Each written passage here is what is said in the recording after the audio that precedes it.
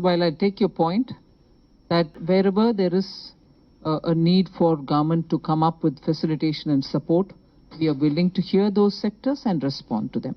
And I'm not of the view that just the automobile sector, but every sector which needs to have a consultation with us, we have welcomed them. We are all years we are hearing them, we are responding to them.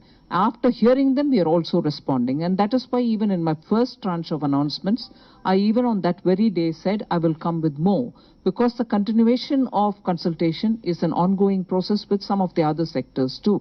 So even for them, we shall be coming and responding. But however, the data on jobs in India, even as much as was collected till before the government came in 2014, till before the government has come back again in 2019, have all concentrated on the formal sector only. And that is something which I'm not stating today. Everyone who deals with data, with statistics knows that.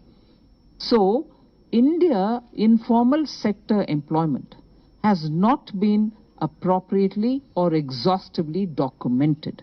We should also keep that in mind while we're talking about sectors where every sector is suffering. There are also informal sector in which jobs have also not been calculated or documented. I'm conscious of both formal and informal. The data collection on that is what I'm talking about. And I'm sure the measures are being taken by the concerned Data Collection, Statistics and Program Implementation Ministry. But I'm only taking this opportunity to highlight the fact that when we are referring to data from the government, like the NSSO that you referred to, talk only about the formal sector and not at all about the informal. And in India, the nature of our economy being what it is, in the informal structure, in the informal sector is where majority of our employment is. And there, if there is stress or anything, I'm willing to hear those respective sectors, is what I want to convey to you. So you're saying whether or not the government recognizes, what question are you asking me then? Whether this is a slowdown, are we recognizing but this? You yourself are saying whether or not government recognizes or not recognizes. So are you asking me a question, or are you commenting on it? I'm not commenting on it. I'm asking... But you did say that, didn't you? I did not. You just said something to that effect. Or did I hear you wrong? No, Sorry I did about not. That. I did not. So what's your question? My question is whether the government recognizes the current economic status as a slowdown. The government has been in consultation with a lot of sectors which wanted to come and speak to us about the various measures that they expect, because in some sectors the inventory is piling up and so on, and different issues for different sectors. And having heard them and having spent some time to see how best we can respond, the first tranche of announcements were made on 23rd. Last Friday I've made one other set of announcements. So I've also said I'll come back again as and when the process of consultation are over and we have worked on how we can respond. So I will be coming back to respond to sectors which have spoken to us and which want some relief from us. On the first one, when will the impact of the announcements that we have made? See, even in the budget, we had announced certain things. Like, for instance, giving the 70,000 crores for the bank capitalization. That's already, I'm showing you very clear milestone after that announcement to say how and through what kind of channel that would take its shape. So I expect that to start flowing already.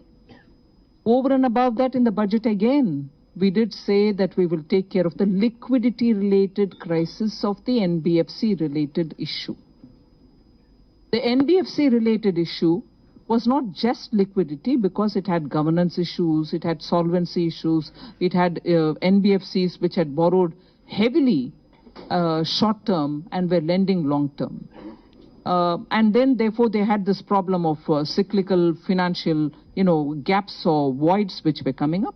So in order to address that, we came up with this liquidity window, and also made sure that the first 10% will have a stopgap, in the sense sovereign guarantee given for the loss, first 10% loss. Even that has been notified by the RBI. And I know, as I was announcing an amalgamation of banks yesterday, last Friday, at least 4 NBFCs have come out because of that relief which has been offered. Of course, there are several NBFCs in this country, but not all NBFCs are undergoing similar problems. One, liquidity is not a problem for all of them. Each one has different kind of problem. So already the steps announced in the budget are seeing ground level changes in that the NBFCs have already started receiving liquidity, bank capitalization has already seen the amalgamation happening, and the co-origination, which is one of the linked announcement where banks have the liquidity, but NBFCs have the spread. Both of them together can work for any particular lending that they want to do. So the banks are not going to be sitting with liquidity saying, I don't know who to lend.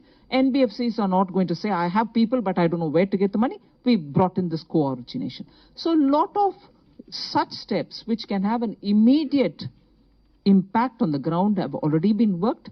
You are also in the field. You may be able to see what kind of impact it's creating. I'm sure we'll benefit from all the information you can share, we can share, and the industry can share.